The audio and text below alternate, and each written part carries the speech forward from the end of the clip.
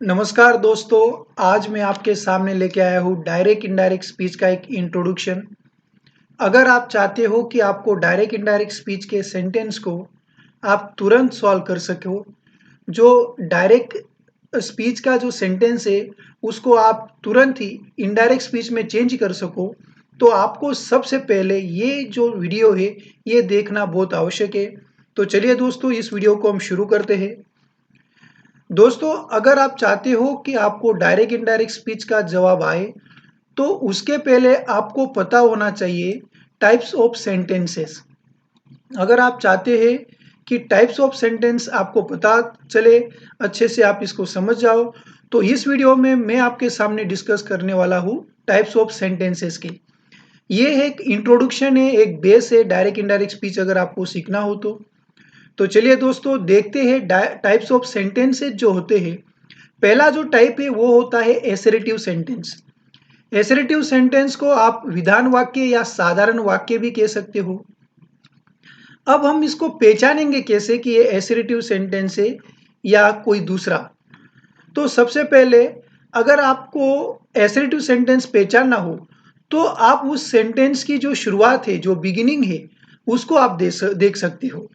जो assertive sentence होती है, इसकी बिगनिंग एक तो प्रोनाउन से होगी, मतलब सर्वनाम से होगी, नहीं तो नेम से होगी। जैसे प्रोनाउंस का मतलब होता है, ये आपके सामने जो मैंने I, we, you, she, he, it और दे, ये प्रोनाउंस है।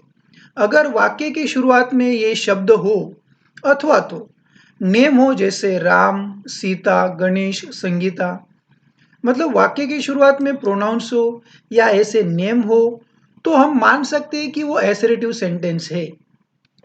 और दूसरा एक और, अगर वाक्य की शुरुआत में पजेसिव प्रोनाउंस हो और उसके साथ कोई रिलेटिव्स हो, जैसे फॉर एग्जांपल पजेसिव प्रोनाउंस का मतलब क्या हुआ? पजेसिव प्रोनाउंस मतलब my, our, her, your, their, his. इनके साथ अगर कोई रिलेटिव्स हो, जैसे uncle, father, brother, sister, friend, mother, अगर इनके साथ इनमें से कोई भी शब्द आ जाए, तो वो भी कर्ता हो सकता है। For example, her sister came at my home. देखो यहाँ पर हर सिस्टर जो है ये कर्ता हो गया। Her sister came at my home मतलब उसकी बहन मेरे घर आई, तो यहाँ पे हर सिस्टर ये भी कर्ता हो जाता है। और मतलब मैंने अभी आपको क्या कहा? मैंने आपको कहा कि वाक्य की शुरुआत में अगर ऐसे प्रोनाउंस हो, I, we, you, he, she, it, या कोई नेम हो, अथवा तो ऐसे पजेसिव प्रोनाउंस या कोई रिलेटिव्स हो, वाक्य की शुरुआत में इनमें से हो, और वाक्य के एंडिंग में, वाक्य का जो अंत होता है, वाक्य का जो एंड होता है, वो अगर फुल स्टॉप से हो, तो उसे हम कहते हैं एसरेटिव सेंटेंस, अर्थात विधान वाक्य। जैसे हम कुछ एग्जाम्पल यहाँ पे देखते हैं। पहला सेंटेंस है आपके सामने, they have visited the red fort. देखो दोस्तों, वाक्य के शुरुआत में है प्रोनाउंस दे और अंत में है फुल स्टॉप, अर्थात ये हुआ एसरेटिव सेंटेंस। दूसरा सेंटेंस देखो, Rajesh meets me every Sunday. Rajesh मुझे हर संडे को मिलता है। शुरुआत में एक नाम है और वाक्य के अंत में है पूर्ण विराम, तो ये हुआ एक एसरेटिव सेंटेंस। फिर तीसरा सेंटेंस हम देखते हैं, her mother can speak English. देखो, वाक्य के शुरुआत में है हर मदर और वाक्य के अंत में है फुल स्टॉप, तो ये हो गए एसरेटिव सेंटेंस। तो दोस्तों, आप एसरेटिव सेंटेंस समझ गए होंगे कि वाक्य की शुरुआत में एक तो प्रोनाउन हो सकता है, नाम हो सकता है, या कोई रिलेटिव्स हो सकता है। तो इन्हें शुरुआत में हम ले सकते हैं और अंत में होता है पूर्ण विराम, अर्थात फुल स्टॉप, तो इन्हें कहा जाता है एसरेटिव सेंटेंस। तो अब दूसरा सेंटेंस का प्रकार है कौन सा, उसको देख लेते हैं। दूसरा सेंटेंस का प्रकार होता है इंट्रोगेटिव सेंटेंस। इंट्रोगेटिव सेंटेंस को हिंदी में कहा जाता है प्रश्नवाचक वाक्य। दोस्तों, प्रश्न दो प्रकार के हो सकते हैं। एक होता है हेल्पिंग वर्ब से शुरू होने वाला प्रश्न और दूसरा होता है WH से शुरू होने वाला प्रश्न। अब क्या होता है हेल्पिंग वर्ब से शुरू होने वाला प्रश्न, अर्थात क्या?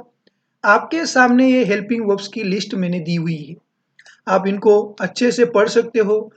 अगर आप चाहते हो कि आपको इंग्लिश अच्छे से आ जाए, डायरेक्ट इनडायरेक्ट स्पीच तुरंत समझने लग जाए, तो मैं आपको एक सजेशन दूंगा कि ये जो नीचे दिए हुए 20 के 20 सॉरी 24 टोटल हेल्पिंग वर्ब्स है, ये सब के सब आप याद कर लो।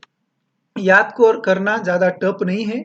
M is are, do does, did, was, were, have, has, had, shall, will, can, could, may, might, must, should, would, need, ought to, used to, dare to.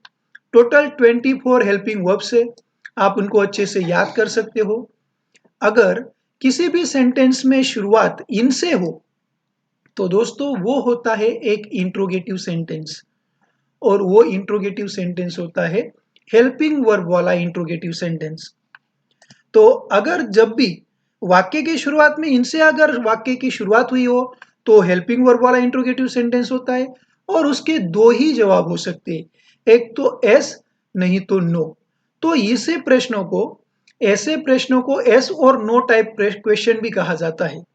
जैसे अगर मैं कहूँ, एक प्रश्न अगर मैं पूछूं, अगर मैं आपसे पूछूं, एम आई अ टीचर, क्या मैं शिक्षक हूं, तो आप कहोगे हाँ या आप कहोगे नहीं। तो ऐसे प्रश्न ये अगर हेल्पिंग वर्ब वाक्य की शुरुआत में आए तो इनके दो ही जवाब होते हैं, एक तो हाँ अथवा नहीं। तो ऐसे प्रश्नों को आप हेल्पिंग वर्ब क्वेश्चन भी कहते हो या एस और नो टाइप क्वेश्चन भी कहते हो। बस शर्त है कि ये शब्द वाक्य के शुरू में होने चाहिए और वाक्य के अंत में होना चाहिए क्वेश्चन मार्क्स। चलिए, अब इंट्रोगेटिव सेंटेंस का हेल्पिंग वर्ब वाला प्रकार तो आपने समझ लिया।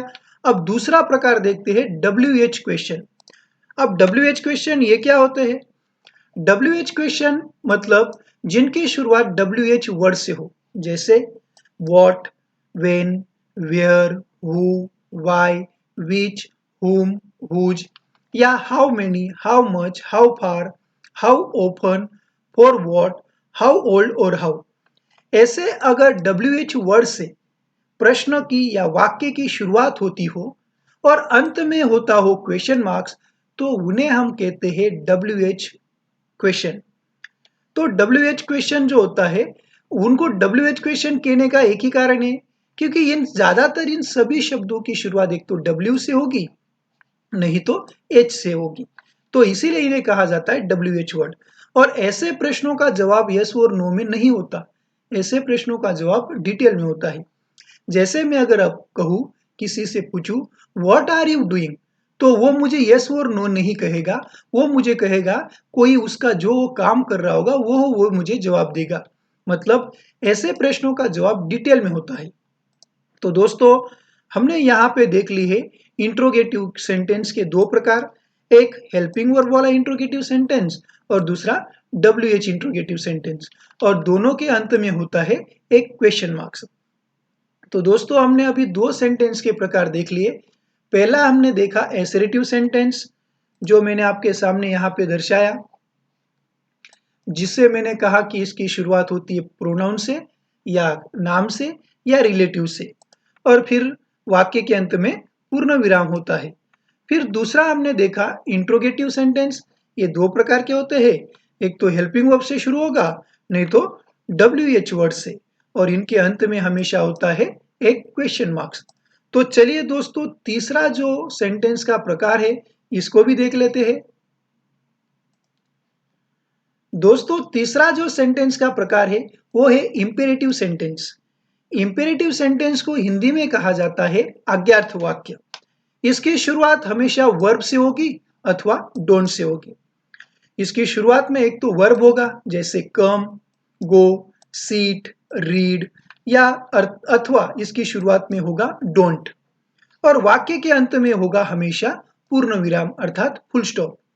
जैसे कि डोंट कम हियर, मतलब इंपेरेटिव वाक्य हुआ, आप यहां पे मत आओ। Sit down on the bench, मतलब बैठो बेंच पर।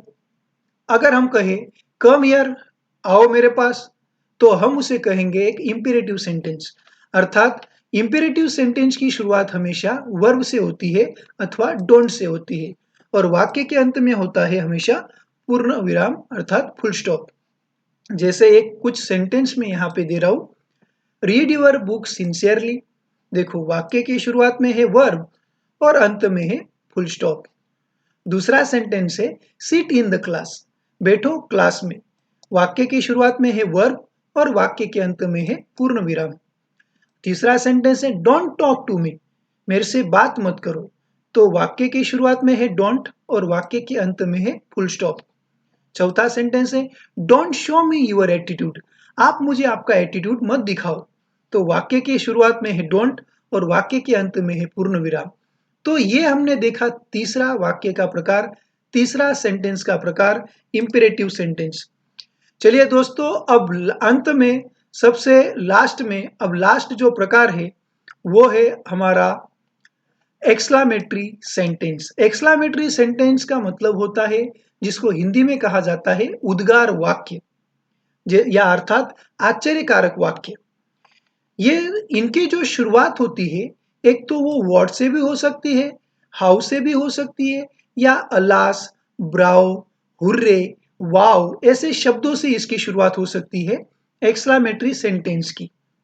और वाक्य के अंत में हमेशा ऐसा चिन्ह हो सकता है, लेकिन एक बात याद रखना है, अगर ये एक्सक्लामेटरी सिंबल, ये चिन्ह अगर वाक्य के बीच में आ गया तो वाक्य के अंत में पूर्ण विराम भी हो सकता है। लेकिन एक बात हमेशा याद रखनी है कि ऐसा सिंबल, ऐसा चिन्ह वाक्य में कभी भी आया, किसी भी जगह पे आया, तो वो होगा एक्सक्लामेटरी सेंटेंस। तो आप समझ गए होंगे एक्सक्लामेटरी सेंटेंस की पहचान। देखते हैं कुछ यहाँ पे सेंटेंस, जैसे what a nice decision it was, कितना अद्भुत डिसीजन था वो। ये एक एक्सक्लामेटरी सेंटेंस है, वाक्य की शुरुआत वर्ड से हुई है और वाक्य के अंत में है एक एक्सक्लामेटरी सिंबल। दूसरा देखते हैं हाउ स्वीट यू आर, वाक्य की शुरुआत में हाउ है और वाक्य के अंत में है exclamatory symbol. Wow you have on the game, यहाँ पर वाक्य में वाव की शुरुआत है और वाव के तुरंत एक एक्सक्लामेटरी सिंबल आया है, इसलिए यह हो गया एक एक्सक्लामेटरी सेंटेंस, भले वाक्य के अंत में फुल स्टॉप क्यों ना हो। Hurray we achieved our goal, तो ये खुशी दर्शक शब्द है और उसके साथ एक सिंबल एक्सक्लामेटरी का और वाक्य के अंत में है पूर्ण विराम। तो ऐसे सेंटेंस होते हैं एक्सक्लामेटरी सेंटेंस। तो दोस्तों, यहां पर मैंने आपके सामने 4 सेंटेंस बताए। फिर से एक शॉर्ट में आपसे डिस्कशन कर लेता हूं। 4 सेंटेंस मैंने आपको बताए। एक असर्टिव सेंटेंस, जो कि वाक्य की शुरुआत में नाम होगा, सर्वनाम होगा या कोई रिलेटिव्स होगा और वाक्य के अंत में होगा पूर्ण विराम। दूसरा हमने देखा इंट्रोगेटिव सेंटेंस, जो कि एक प्रश्नवाचक वाक्य होता है। वाक्य की शुरुआत में हेल्पिंग वर्ब हो सकता है अथवा WH वर्ड और वाक्य के अंत में होगा हमेशा क्वेश्चन मार्क्स। तीसरा हमने देखा इंपेरेटिव सेंटेंस, जिसको कहते हैं आज्ञार्थ वाक्य। वाक्य की शुरुआत में वर्ब हो सकता है, जैसे सीट, कम या शट अप, इस प्रकार के शब्द, इस प्रकार के वर्ब होंगे वाक्य के शुरुआत में, अथवा वाक्य के शुरुआत में होगा डोंट और वाक्य के अंत में होगा हमेशा फुल स्टॉप। और चौथा हमने सेंटेंस देखा एक्सक्लामेटरी सेंटेंस, जिसमें वाक्य की शुरुआत में हो सकते हैं व्हाट, हाउ या वाव, हुर्रे ऐसे शब्द और वाक्य में कहीं ना कहीं पर इस प्रकार का एक्सक्लामेटरी सिंबल आया होगा। तो दोस्तों, यहाँ पर हमने देख ली एक इंट्रोडक्शन इंट्रोगेटिव सेंटेंस के प्रकारों की। अगर आप डायरेक्ट इनडायरेक्ट स्पीच सीखना चाहते हो तो इनको एक बार फिर से समझे, अच्छे से इस वीडियो को देख ले और बाद में आप ये जो एक्सरसाइज मैंने दिया है इसको आप मुझे बता सकते हो कि ये कौन सा सेंटेंस है, ये कौन सा सेंटेंस है, ये कौन सा सेंटेंस है। इस प्रकार से आप मुझे इन 10 सेंटेंस में पहचान सकते हो कि कौन सा वाक्य, कौन सा सेंटेंस, कौन से सेंटेंस का प्रकार है। तो चलिए दोस्तों, यहाँ पर मैं इस वीडियो को समाप्त करता हूँ। जल्द ही मैं डायरेक्ट इनडायरेक्ट स्पीच का जो पहला सेंटेंस का प्रकार है असर्टिव सेंटेंस, उनका इनडायरेक्ट स्पीच कैसे करना है, उस पर मैं दूसरा वीडियो जल्द से जल्द लाऊंगा। तब तक जय हिंद, जय भारत।